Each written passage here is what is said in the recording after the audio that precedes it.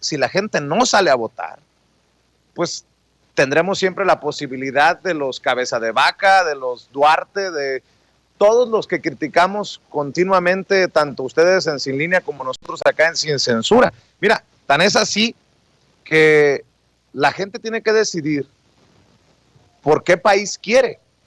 Un país sin impunidad o un país en el que el abogado defensor de cabeza de vaca puede declarar estas cosas al financiero.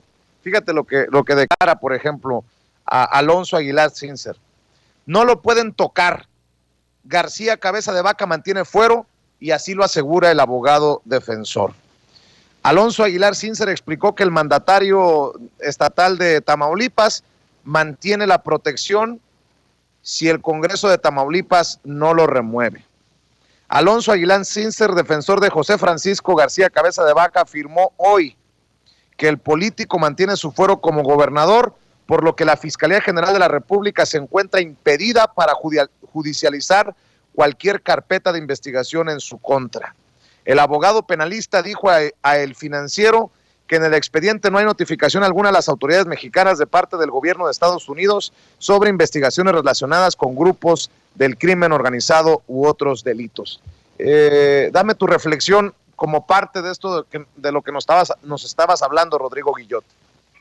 Pues mira, justamente como un análisis político, partidista, electoral, queda muy claro que estamos luchando contra eso, ¿no?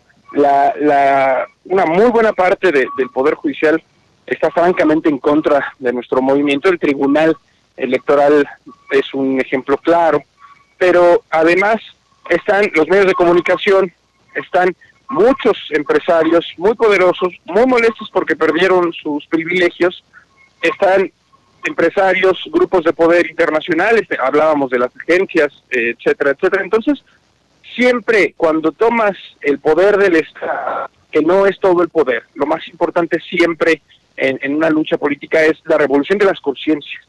Siempre que tomas el poder del Estado, gracias a un movimiento que te llevó ahí, tienes muchas dificultades, luchas en una balanza desequilibrada y con muchos frentes abiertos. Por eso Andrés Manuel ha tenido que ser muy estratégico en sus alianzas, en sus decisiones, en frenar algunas iniciativas que salen por ahí, en darle cabida a otras, porque está jugando un ajedrez muy complejo contra un equipo que tiene muchas más piezas, ¿no?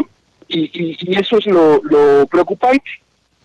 Pero también, por otro lado, tenemos a estos partidos que están en franca crisis y que están siendo representados por un tipo que debería estar siendo enjuiciado porque se le ha probado que tiene nexos con criminales, y la gente en Tamaulipas lo dice. Oye, pues la gente que ha vivido ese tipo de violencia, yo vengo de Monterrey, ahí también había una crisis de violencia. Nosotros sabemos cómo opera ese tipo de actividades y cómo muchas autoridades se ven beneficiadas por ello. Entonces estos tipos que perdieron una fuente de ingresos que era su permanencia en el gobierno, sus puestos para hacer negocios, pues están agarrándose de lo que pueden y están descarándose. A tal grado que llegan y defienden a un narcogobernador. Oye, hasta Peña Nieto era más prudente que los gobernadores de la Alianza Federalista. Los de la Alianza van y lo respaldan, lo apapachan, le dan su abrazo. Peña Nieto, no estoy hablando bien de él, porque él también sabía y era cómplice, pero al menos públicamente no era tan descarado. Este descaramiento de la corrupción es síntoma de cómo están aplastados. Y te voy a ser muy sincero, yo he sido crítico de algunas decisiones que se han tomado desde la dirigencia de Morena, y mucha gente también nos dice que de pronto algunas personas no son de su agrado, y de muchos perfiles yo te lo puedo creer, porque muchos a mí mismo no me gustan, no voy a profundizar en eso, pero es muy importante llamar, aún así, con esta indignación que es legítima, de la gente que dice Morena no puede volverse un partido más, porque no podemos volvernos un partido más. Hay que votar todo Morena,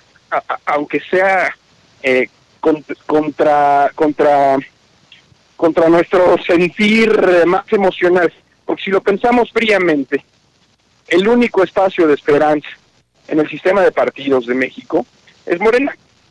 Entonces, aquí hay que hacer otro llamado. Primero, defendamos la democracia de elecciones, lo que te decía, que se conoce como democracia liberal. Este 1 de julio, votando por el partido del presidente, dándole la mayoría, impulsando el movimiento que lo llevó y que lo va a defender desde la presidencia, porque es vital que el compañero Andrés Manuel tenga la mayoría y la mayoría más amplia que se pueda en la Cámara, para que cierre su mandato, para que pueda completar la obra de transformación y para que pueda dejarle a su sucesor o sucesora un país mucho más avanzado. Estamos haciendo 2 sexenios en uno, siempre se ha hecho así y es impresionante el ritmo que lleva Andrés Manuel y además la eficacia con la que lleva las cosas. Hay que dar la mayoría y el 2 de julio, y el día siguiente después de la elección, creo que es en junio, no julio, el día siguiente después de la elección, que nos fuimos a votar por Morena en las urnas, nos vamos a meter a Morena y vamos a defender Morena también. Entonces, claro. y eso ya no es una democracia liberal tradicional, es pelear por una democracia participativa, es empujar que el dinero no sea un factor que te permita ganar elecciones, sino que sea tu perfil, tengas o no dinero, sino tus propuestas, tu trayectoria, la simpatía que tiene la gente, tu trabajo con las personas en tu colonia, en tu estado, en tu distrito. Y tenemos que dar esas 2 luchas. Pues la importante ahora mismo es llamar a la gente a votar por Morena en estas elecciones y después de la votación tendremos que llamar a seguir con la revolución de las conciencias, que eso es un trabajo mucho más complicado que una elección, pero la elección no deja de ser importante. Así es, y precisamente, Rodrigo, si me permites, para cerrar,